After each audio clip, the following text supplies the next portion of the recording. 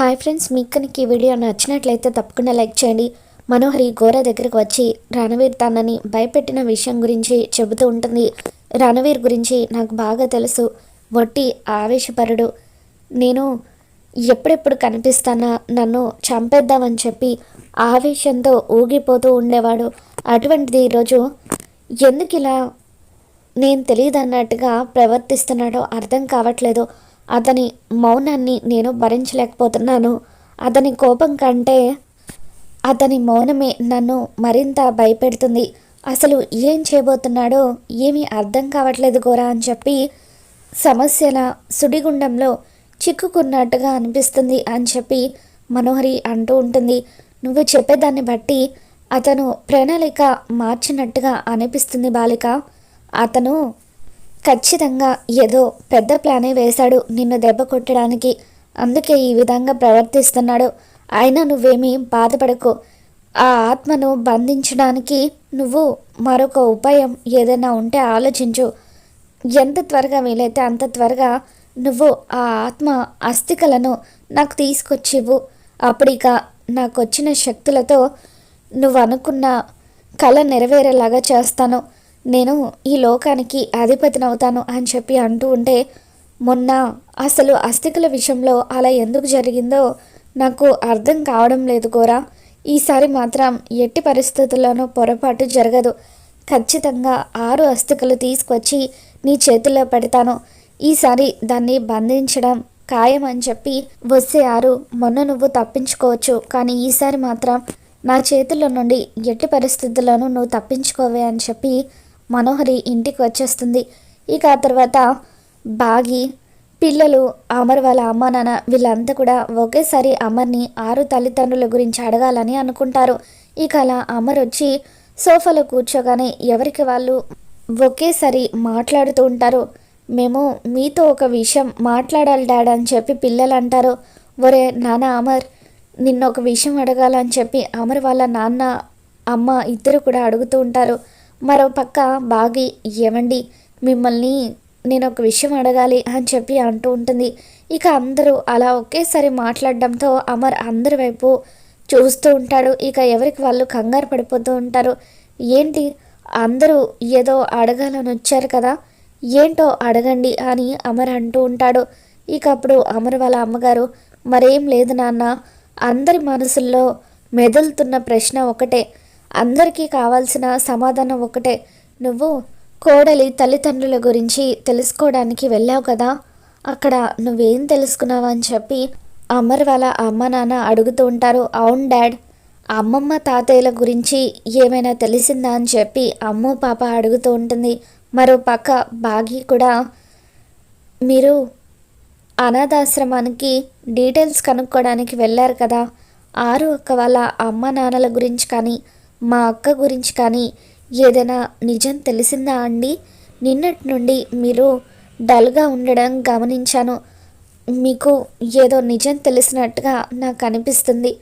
Please అది ఎలాంటిదైనా పర్వాలేదు, తట్టుకోవడానికి మేము సిద్ధంగా ఉన్నాం, చెప్పండి అని బాగి అమర్ని అడుగుతూ ఉంటుంది.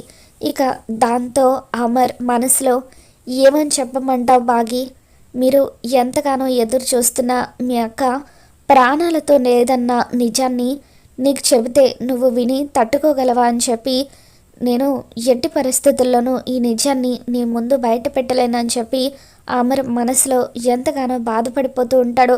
డాడ్ ప్లీజ్ డాడ్ చెప్పండి, అమ్మమ్మ తాతయ్య వాళ్ళని చూడాలని మాకు ఎంతో ఆశగా ఉంది అని అంజు పాప అడుగుతూ ఉంటుంది. ఇక దాంతో అమర్ అంజు పాప దగ్గరికి వచ్చి, చూడు అంజు, అమ్మమ్మ తాతయ్య గురించి ఇంకా ఎలాంటి వివరాలు తెలియలేదు. ఒకవేళ తెలిస్తే నేనే ఖచ్చితంగా వాళ్ళని ఇంటికి తీసుకొని వస్తాను. నేను ఆశ్రమానికి డీటెయిల్స్ కనుక్కోవడానికి వెళ్ళిన మాట నిజమే, కానీ సరస్వతి మేడంకి మాత్రమే డీటెయిల్స్ తెలుసని అక్కడున్న వార్డెన్ చెప్పారు. కాబట్టి ఆవిడ స్పృహలోకి వచ్చేంత వరకు మనం వెయిట్ చేయడం తప్ప చేయాల్సింది ఏమీ లేదు అని చెప్పి అమర్ అంటూ ఉంటాడు. దాంతో బాగి, మీకు ఏదో నిజం తెలిసినట్టుగా అనిపిస్తుంది, కానీ ఎందుకు మీరు చెప్పడానికి ఇష్టపడడం లేదు? సరే, ఎక్కువగా అడిగి మిమ్మల్ని కూడా నేను ఇబ్బంది పెట్టడం దాల్చుకోవడం లేదు. మీకు ఎప్పుడు చెప్పాలనిపిస్తే అప్పుడే చెబుతారు అని చెప్పి బాగి, సరే అండి, సరస్వతి మేడం వల్లే మనకి డీటెయిల్స్ తెలుస్తాయంటే అప్పటి వరకు వెయిట్ చేద్దాంలేండి అని చెప్పి బాగి అంటూ ఉంటుంది. ఇక ఆ తర్వాత రోజు ఉదయాన్నే అమర్ వాళ్ళ అమ్మ నాన్న ఇద్దరు కూడా బాగి చేత పూజ చేస్తే మంచిదని చెప్పి మాట్లాడుకుంటూ ఉంటారు. ఎందుకో ఇంట్లో మళ్ళీ కొత్తగా సమస్యలు మొదలైనట్టుగా అనిపిస్తుంది. అమర్ కూడా ఎందుకో దిగులుగా ఉంటున్నాడు. ఇంట్లో పూజ జరిపిస్తే మంచిదనిపిస్తుందండి అని చెప్పి అమర్ వాళ్ళ అమ్మగారు అంటూ ఉంటారు. ఇక అలా అనుకున్న వెంటనే బాగిని పిలిచి, అమ్మ బాగి, ఇంట్లో వ్రతం చేస్తే బాగుంటుందని నాకు అనిపిస్తుంది, నువ్వేమంటావు? ఇంతకుముందు ఆరు ఎప్పుడు కూడా మంగళగౌరి వ్రతం చేస్తూ ఉండేది, నువ్వు కూడా ఆ వ్రతం చెయ్యమ్మా, నీకు అంత మంచి జరుగుతుంది అని అమర్ వాళ్ళ అమ్మగారు అంటూ ఉంటారు. ఇక దాంతో బాగి, మనకి మంచి జరుగుతుందంటే తప్పకుండా నేను ఆ వ్రతాన్ని చేస్తాను అత్తయ్య, ఎలా చేయాలో నాకు చెప్పండి, ఏర్పాట్లన్నీ కూడా నేను చూసుకుంటాను అని చెప్పి బాగి అంటూ ఉంటుంది. సరే అమ్మా, రేపు ఉదయమే మనం పూజ పెట్టుకుందాం, పూజకు కొంతమంది పేరెంటాళ్ళను కూడా పిలవాలి అని చెప్పి ఇక అలా అమర్ వాళ్ళ అమ్మగారు అంటూ ఉంటే, అలాగే అత్తయ్య అని చెప్పి బాగి అంటూ ఉంటుంది. ఇక ఆ తర్వాత రోజు ఉదయాన్నే బాగి ఎంతో అందంగా పట్టు చీర కట్టుకొని నగలు పెట్టుకొని రెడీ అవుతూ ఉంటుంది. ఇక అలా ఉదయాన్నే అమర్ నిద్ర లేచేసరికి అద్దం ముందు నిలబడి బాగి రెడీ అవుతూ ఉంటుంది. ఇక అలా సడన్గా నిద్ర లేచిన అమర్కి బాగిని చూడగానే ఎదురుగా ఆరుని నిలబడినట్టుగా అనిపిస్తుంది. ఇక అలా దగ్గరికి వచ్చి ఆరులాగా కనిపిస్తున్న బాగికి ముద్దు పెడతాడు. ఇక అలా సడన్గా చూసేసరికి ఎదురుగా బాగి ఉంటుంది. సారీ అని చెప్పి ఇక అలా ఎమోషనల్ అవుతూ అమర్ అక్కడి నుండి వెళ్ళిపోతాడు. దాంతో ఇక బాగి అమర్ తనకి ముద్దు పెట్టిన విషయాన్ని తలుచుకొని ఇక చాలా హ్యాపీగా ఫీల్ అవుతూ ఉంటుంది. మీరు ముద్దు పెట్టింది మీ భార్యకే అండి, ఎందుకు సారీ చెబుతున్నారు అని చెప్పి బాగి అనుకుంటుంది. ఇక ఆ తర్వాత పూజకు సంబంధించిన ఏర్పాట్లన్నీ కూడా బాగి చూసుకుంటూ ముత్తైదులను కూడా పిలుస్తూ ఉంటుంది.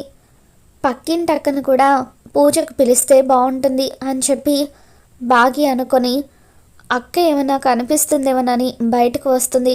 ఇక అప్పుడే లాన్లో ఆరు గుప్తా ఇద్దరు కూడా మాట్లాడుకుంటూ ఉంటారు.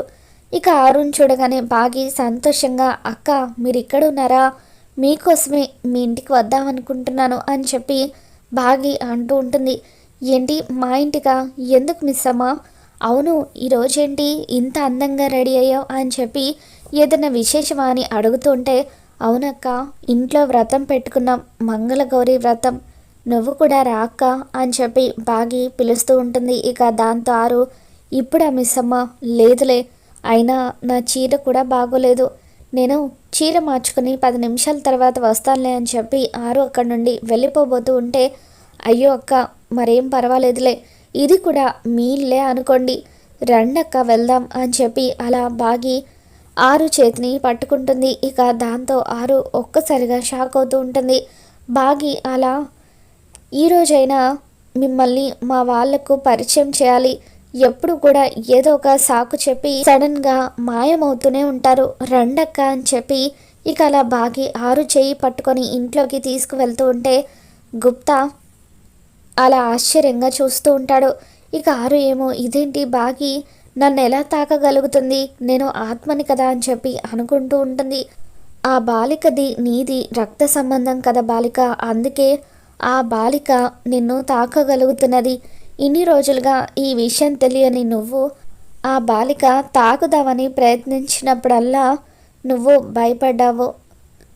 ఈ రోజుతో ఏం జరగబోతుందో ఆ జగన్నాథుడు మీ రాతను ఏ విధంగా రాశాడో చూడాలని చెప్పి గుప్తా అంటూ ఉంటాడు. అమర్ కూడా రెడీ అయ్యి వచ్చి పూజలో కూర్చుంటాడు. ఇక పిల్లలు కూడా అందంగా రెడీ అయ్యి అలా పూజలో కూర్చొని ఉంటారు. రామిసమ్మ లేట్ అయిపోతుంది, పూజ మొదలు పెడదామని చెప్పి అమర్ వాళ్ళ అమ్మగారు అంటూ ఉంటే, ఇదిగో పక్కింటక్కను కూడా తీసుకొని వచ్చాను, ఎలాగో మనం పేరెంటాలను పిలుద్దాం అనుకున్నాం కదా, ఇదిగోండి అత్తయ్య గారు తనే పక్కింటక్క అని చెప్పి ఇక అలా బాగి ఆరుని ఇంట్లో వాళ్ళందరికీ చూపిస్తూ ఉంటుంది. ఇక దాంతో పిల్లలు, అమర్ వాళ్ళ అమ్మ నాన్న, రాతడు వీళ్ళంతా ఒక్కసారిగా షాక్ అవుతూ ఉంటారు. అమర్ కూడా అలా బాగిని ఆశ్చర్యంగా చూస్తూ ఉంటాడు. ఎవరు మిస్ అమ్మ, అక్కడ ఎవరు లేరు కదా అని చెప్పి పిల్లలు అంటూ ఉంటారు. అయ్యో నేను ఇప్పుడు దొరికిపోయేలాగా ఉన్నానే అని చెప్పి ఆరు అనుకుంటూ ఉంటుంది. ఇదిగోండి నేను చెయ్యి పట్టుకున్నాను కదా, ఈవిడే పక్కింటక్క అని చెప్పి పాగి అంటూ ఉంటుంది. ఇక దాంతో అమర్, ఏంటి మిస్ అమ్మ నువ్వు అనేది, పక్కింటక్కన అసలు అక్కడ ఎవరు లేరు కదా అని చెప్పి అంటూ ఉంటాడు. ఇక అప్పుడు రాథోడ్ బాగి చెప్పిన పోలికలన్నీ కూడా గుర్తు చేసుకుంటాడు. పంతులు గారు ఆరు ఆత్మ ఇంట్లో తిరుగుతుందన్న విషయం ఇవన్నీ కూడా రాథోడ్ గుర్తు చేసుకొని బాగి చెప్పిన పోలికల్ని బట్టి నువ్వు చెప్పిన పక్కింటి ఆవిడ ఈవిడేనా మిస్ అమ్మ అని చెప్పి ఇక అలా ఆరు ఫోటోని రాథోడ్ చూపించడంతో దండ వేసున్న ఆరు ఫోటోని చూసి బాగి ఒక్కసారిగా షాక్ అవుతూ ఉంటుంది.